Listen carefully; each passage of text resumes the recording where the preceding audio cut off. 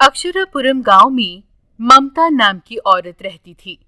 वो अपनी बेटी शांति का प्यार से ख्याल रखती थी।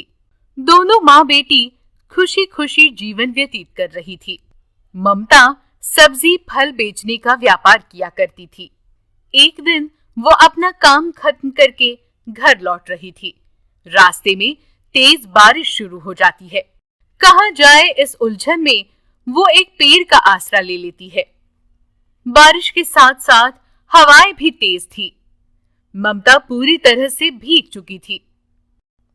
तो वहां घर पर शांति उसकी राह देख रही थी। बारिश थमने का नाम नहीं ले रही थी। शांति रोते हुए अपनी माँ के लिए परेशान हो रही थी। तो वहां ममता को भी अपनी बेटी की फिक्र लगी थी। हे भगवान, बारिश बहुत तेज है, बिजली भी कड़कड़ा रही है। मेरी बेटी कहीं डर न जाए।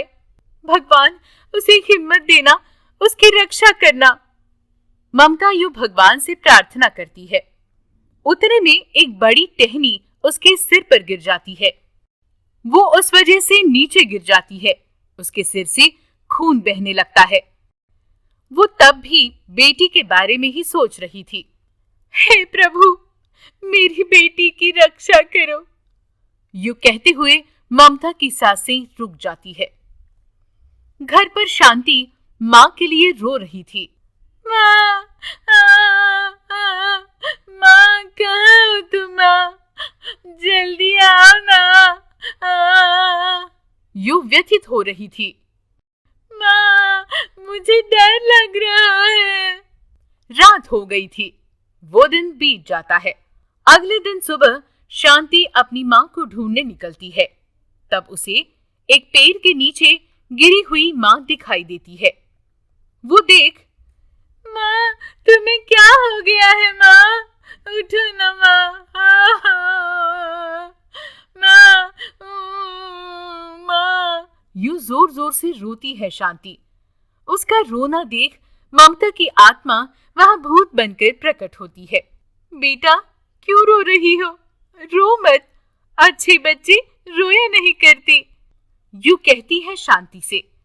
पर उसे देख शांति डर जाती है। कौन है? कौन हो तुम?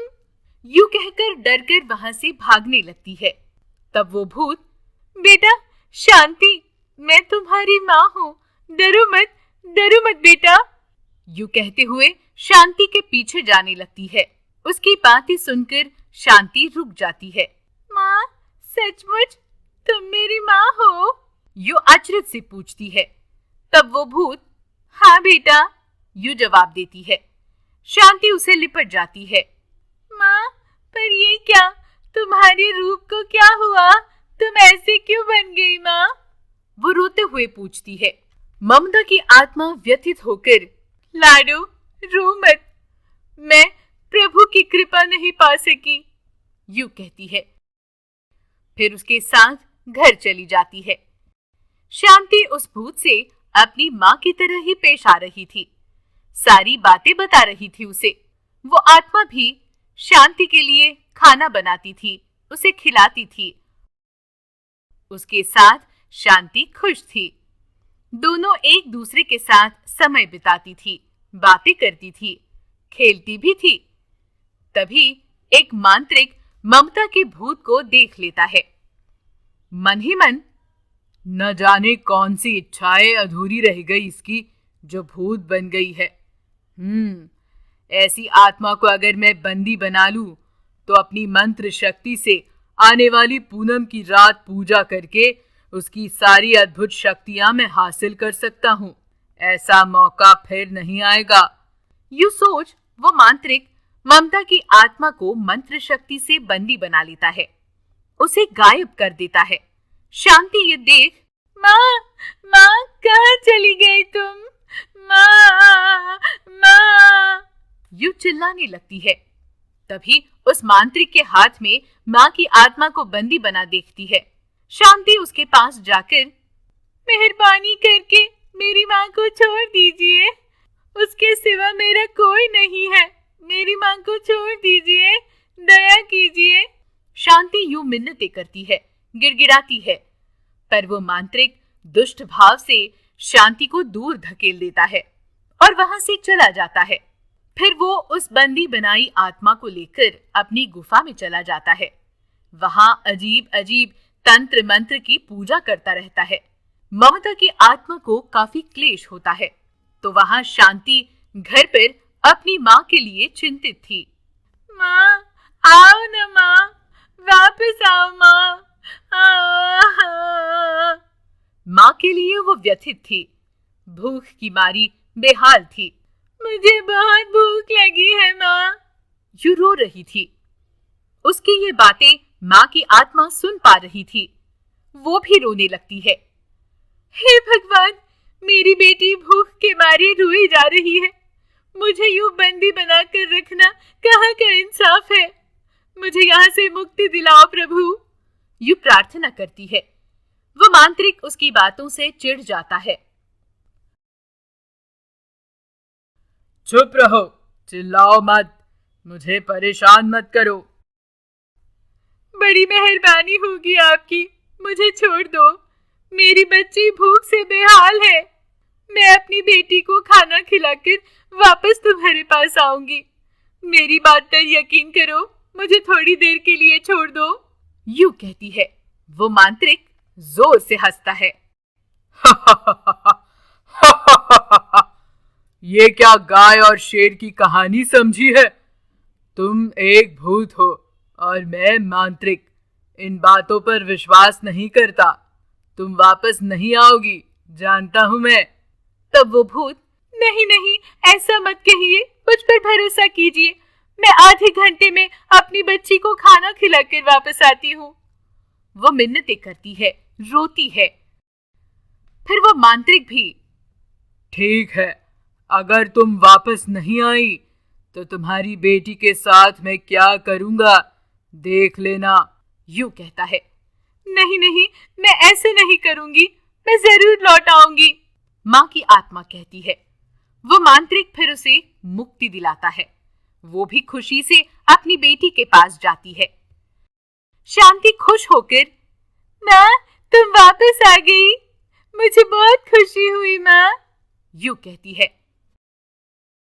बेटा, तुम्हें भूख लगी है ना, पहले खाना खा लो, यूं कहकर वो आत्मा बेटी के लिए खाना बना देती है, उसे खिलाती है।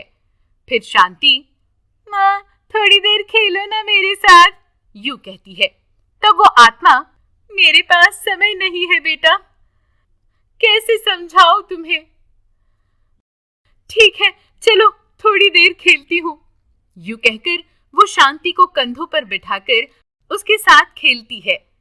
उतने में वो मांत्रिक वहां आ जाता है। शांति उसे देख डर जाती है। मैं आने ही वाली थी, इसने जिद की खेलने की, इसीलिए थोड़ी देर हो गई। मेरी बेटी को कुछ मत करना, मैं आ रही हूँ तुम्हारे साथ, चलो, माँ की आत्मा कहती है। मांत्रिक, ठीक है, चलो, यूं कहता है। वो बेटी शांति से, बेटा, मैं वापस आऊंगी या नहीं पता नहीं, पर तुम अपना ख्याल रखना, घर पर ही रहना, बाहर मत निकलना। दोनों एक दूसरे को गले लगाकर रोती है, दुखी हो जाती है। फिर वो मांत्रिक आत्मा को बंदी बनाकर अपने साथ ले जाता है। बच्ची रोती रहती है। माँ की आत्मा कहती है, हे भगवान, मेरी बेटी पर ये कैसी मुसीबत आई है, मेरी बेटी की रक्षा करो प्रभु। वो भी व्यथित होकर रोती है। वो मांत्रिक मंत्र शक्ति का प्रयोग करते हुए उसे वहीं बंदी बनाकर रखता है। कुछ दिन बीत जाते हैं। शांति बेचारी भूखी प्यासी परेशान थी। माँ की आत्मा बेटी के लिए भगवान से रोज प्रार्थना कर रही थी। उसकी व्यथा देख वो मांत्रिक, तुम यूं व्यथित रहोगी तो मुझे वो अद्भुत शक्ति हासिल नहीं होगी। तुम्हें खुश रहना होगा, यूं कहता है। मैं कैसे खुश रह सकती हूँ, आप ही बताइए। मेरी मासूम बच्ची को छोड़ मैं यहाँ बंदी बन गई हूँ, वो वहाँ भूख प्यास से बेहाल है। ऐसी स्थिति किसी भी माँ बेटी पर ना आए। भगवान ने मेरी जान तो ले ली, पर मेरी आत्मा बेटी को संभाल पाएगी, देख पाएगी, इसलिए मैं खुश हो गई थी। पर वो खुशी भी ज्यादा दिन टिक नहीं पाई। हर माँ अपने बच्चे का भला चाहती है, मैं भी वही चाहती हूँ, लेकिन मेरी बेटी वहाँ भूख प्यास से बेहाल है। ऐसा दुर्भाग्य किसी माँ के हिस्से में ना आए। यूं कहकर वो आत्मा जोर जोर से रोती है। मांत्रिक को भी उस पर दया आती है। वो उसे मुक्त कर देता है। फिर वो आत्मा खुशी से अपनी बेटी के पास चली जाती है। शांति भी अपनी माँ को पाकर खुश हो जाती है। फिर दोनों भी एक दूसरे का ख्याल रखते हुए एक दूसरे के साथ खुशी खुशी रहने लगती है।